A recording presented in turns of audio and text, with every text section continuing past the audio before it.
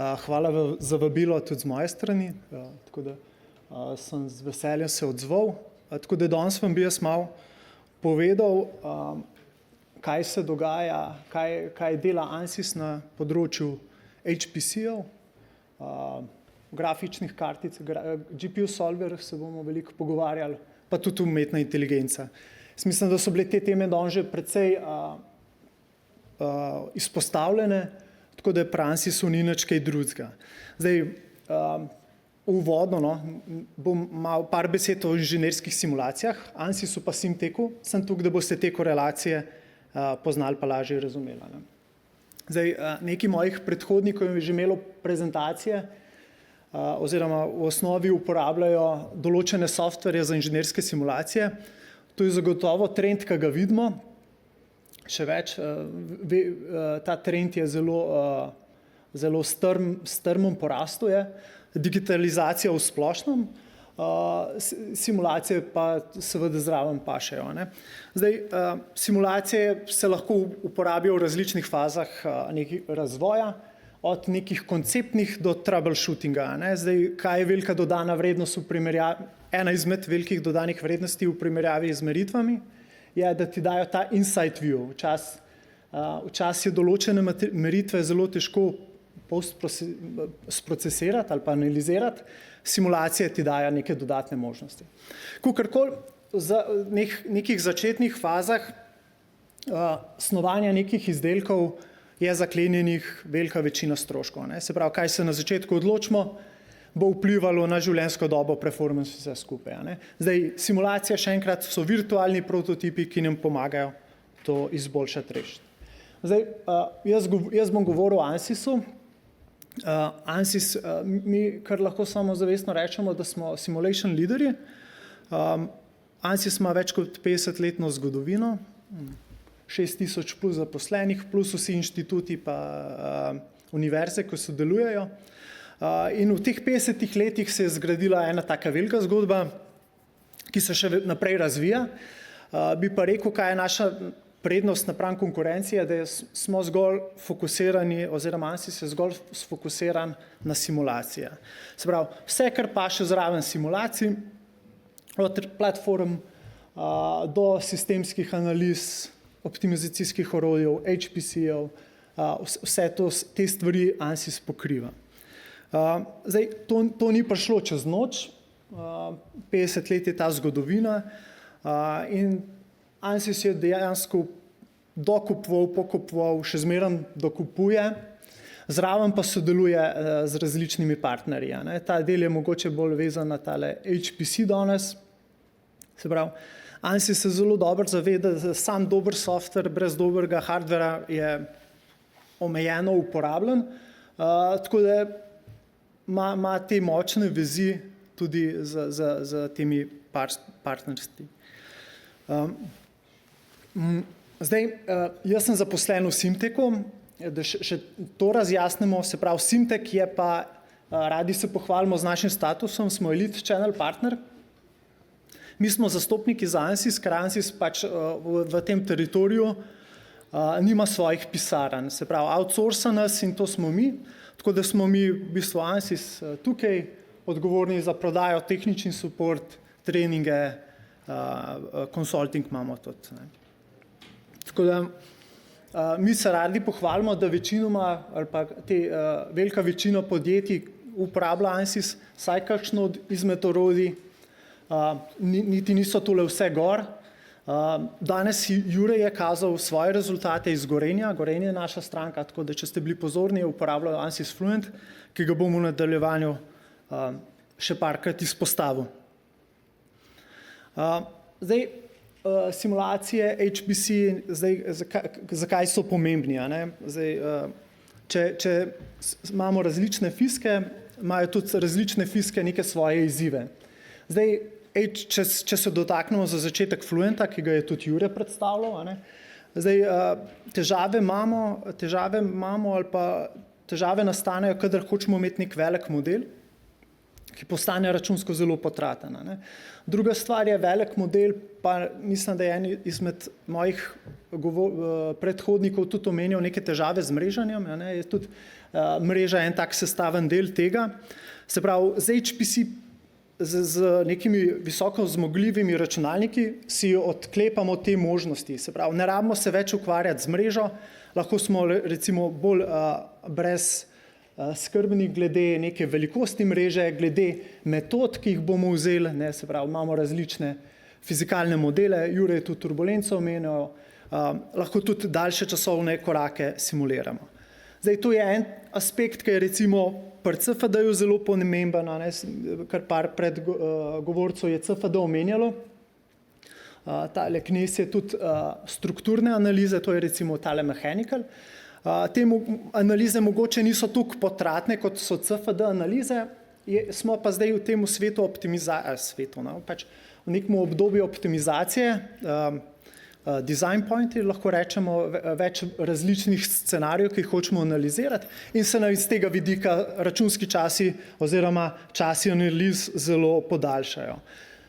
HFSS je še elektromagnetni solver za high frequency, ki so tudi recimo dosti računsko potratne. No, da skrajšam vse skupaj ali pa povzemem je, z HPC oziroma tem razvojem lahko danes simuliramo večje, bolj zahtevne in simulacijske primere.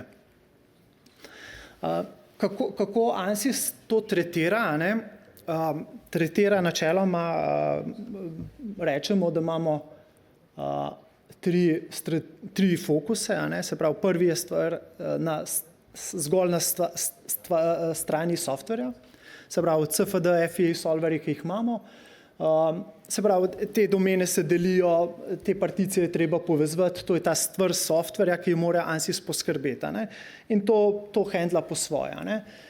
Potem so pa tale partnerstva, se pravi, ANSYS smo rekli, fokus na simulacijah, pol je tle pa pridemo v stik s hardverom, tako da tukaj ima ta partnerstva z Intelom, AMD-jem, Nvidia je zelo aktualna, tako da te stvari je treba pol spraviti v življenje, pol pa še zadnji sklop, da zaživijo oziroma da so user-friendly, cloud solutioni in ostali workflowi za HPC-je.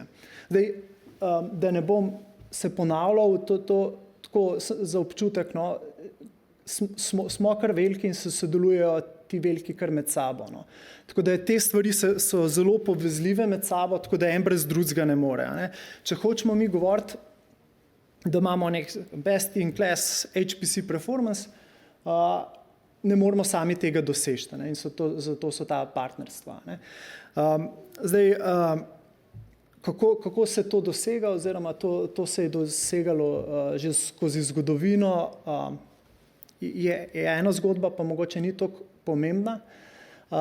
Bom pa v nadaljevanju malo te rezultate kazal, ampak vse se dela na ta način, da se bolj uporabi software, hardware, pa tudi človeka. Zdaj, v svetu simulacije se pogovarjamo o tem, da je treba razbremeniti človeka z tem pre-processing pa post-processing delom, zaradi tega, ker dodana vrednost inženirja ni da klika, ampak da analizira rezultate, zasnuje svoj nov izdelek. In tle spet tale visoko zmogljivi računalniki nam lahko zagotovo pomagajo. Zdaj, tlele imam, pol se bomo spet nazaj bolj na CFD obrnili, mechanical, strukturne analize, tale gospod Knes je tudi te kompozite omenjal, se pravi trdnostne analize, tudi dinamične analize, vse to spada pod FEA, metodo končnih elementov. Jure je razlagal, da CFD uporablja eno drugo metodo, volumne. Se pravi, kaj vam bi jaz rad pokazal sem na teh dveh grafih, saj sam primer sploh ni pomemben, kako znotraj z releasi ANSYS vpliva na nek performance. Se pravi, tlele vidite število jeder procesorskih, pa nek speed up. Se pravi, z releasi se stvari spreminjajo. Stvar je živa, daleč od tega, da smo nekaj dognali, od tega, da se hardware spreminja, mora tudi software temu slediti. In recimo, da dosežemo 40% boljšo scalability, ni tako samoumevno. Zdaj pa nek uvod v tale CFD. ANSYS Fluent, Jure ga je omenjal. Jure je recimo tudi omenjal oziroma ima te izkušnje z računanjem na procesorjih. Trend gre malo drugam, ampak v vsakem primeru, če pogledamo sem tale konec, recimo 2560 jeder, kako so se od 2019 do 2000 relisa hitrosti spremenile, no? Skoraj za 80% ali kakorkoli, blazno se stvari pohitrile, izboljšale. Zdaj, ANSYS je imel v zgodovini tudi te rekorde je držal, kar se tiče teh scalability, največ jeder, pa so 40 000, pa so prišli do 200 000, zdaj smo že na 2 milijona, se mi zdi. Zdaj, ANSYS je to strategijo malo umaknil, oziroma pri CFD-ju je premaknil na grafične kartice, tako da se ne gre več te igre na tak način, ampak je že od 2001 ali pa še prej, od 2001 je bil tak en boom, ko so šli ven s tem, z GPU solverjem. Zdaj, tele par manj grafu, ki kaže, no pa se tudi so predhodniki razlagali, koliko so te grafične kartice zdaj pomembne. Čisto ista zgodba je pri CFD-ju. Že sam razvoj grafičnih kartic gre čez eno drugo dimenzijo kot jeder in ta val hoče tudi ANSYS, oziroma je ta ANSYS ta val zajahal. Tako da zdaj, če pogledamo en primer, da se malo o številkah pogovarjamo, da se predstavljamo, se pravi nek case, CFD case 105 milijoni na A100 grafični kartici je enak performance kot 500 Intelov Ice Lake jeder, pol 8 je 3000 in tako naprej. Iz tega vidimo, da je tale paralelizacija 80% uspešna, kar je, mislim, da je kar dobro. Se pravi, če pogledamo 128 jeder ali pa 8 grafičnih kartic, je lahko 8 grafičnih kartic 30krat hitrejša. Zakaj? Zdaj pač ena stvar je hitrejša, zdaj spet hruške z jabolko primerjamo, ampak trend je jasen, zdaj pač ene stvari so tle tudi, da je cenejši hardware. Recimo kolega iz Vege je tudi razlagal, če ste bili pozorni, kakšni so stroški za elektriko pri njih, milijon na leto, 5 na 5 let, če se prav spomnim, se pravi milijon na leto.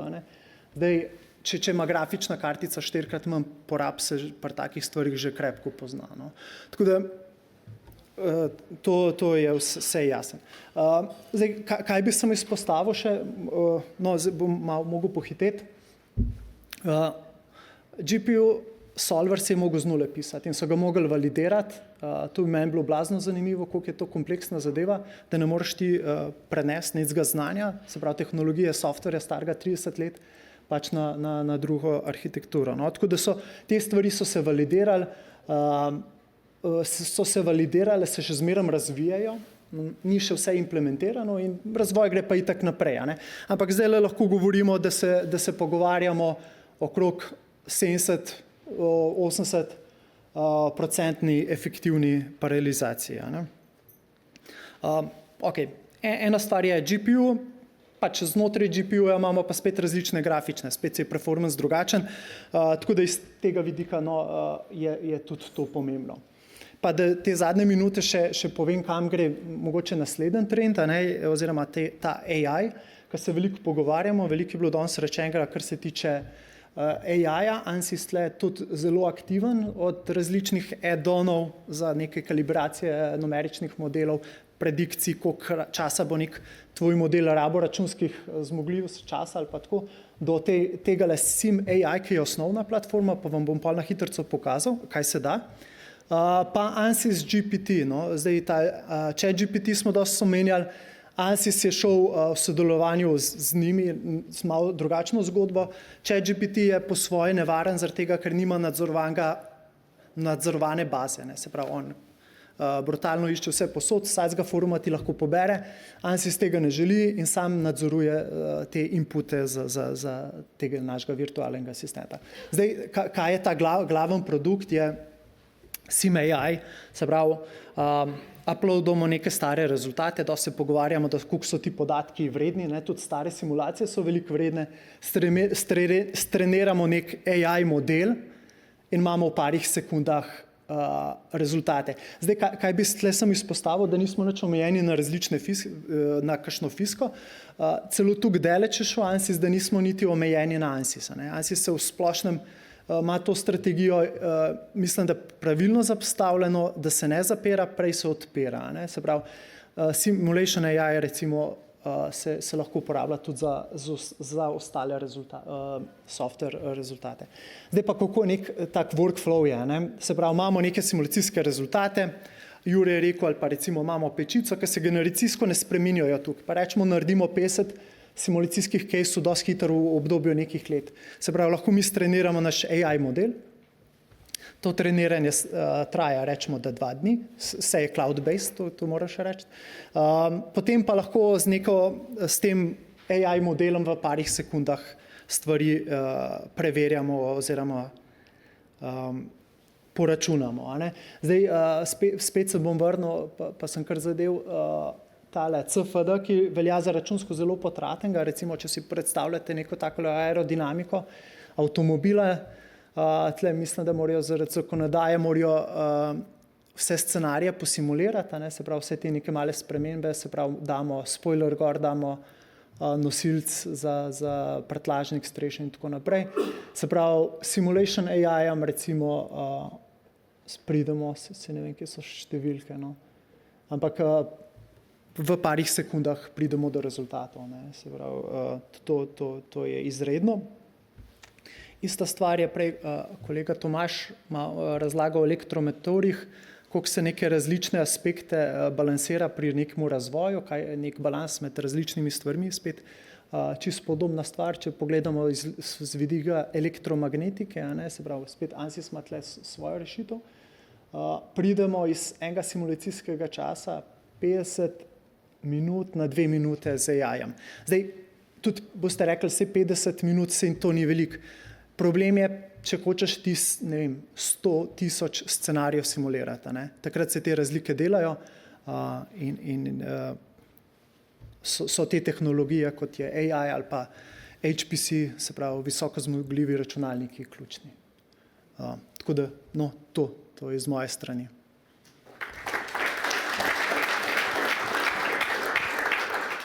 Hvala vam za predavanje. Vrsta na vas v publiki. Imate kakšno vprašanje za gospoda Kolenca? Kakršenkoli komentar oziroma izkušnja? Morda vas samo povprašam čisto laično. Od primerov, kjer ste sodelovali, kjer ste bili vpleteni, kateri je bil tak zanimiv oreh, da ste ga strli in da je bilo potem res, da ste res ponudili neko dobro rešitev za nastalo težavo? Ja. Zdaj, tega je kar nekaj. Zdaj, mogoče ne bi recimo govoril o imenih, no, ampak recimo ena taka luštna stvar je zdaj, formacija je v splošnem tudi pri nas, vidite, da je zelo aktualna. Imamo mešala, se pravi, to je nek zaprt sistem, ki težko z nekimi tipali pa z merilnimi mesti vplivaš oziroma vidiš, kaj se dogaja. Recimo smo simulacijo recimo lepo predvideli te mešalne čase in tako naprej. No, tudi ena taka luštna zadeva, zelo aktualna. Kaj pa profili ljudi, ki delujejo pri vas, kajti da ponudite rešitev, morate biti nasplošno zelo podkovani na najrazličnejših področjih. Kdo ste? Zdaj, jaz sem strojnik, elektromagnetika recimo so elektrosmer, fiziki so univerzalci. Zdaj pa tako, zdaj te komercialne kode so dosti user-friendly. Mi govorimo ANSYS zraven, od tega, da smo hitri, je treba tudi uporabno biti, da ni to več nek rocket science za akademike, tako da na tem se ogromno dela.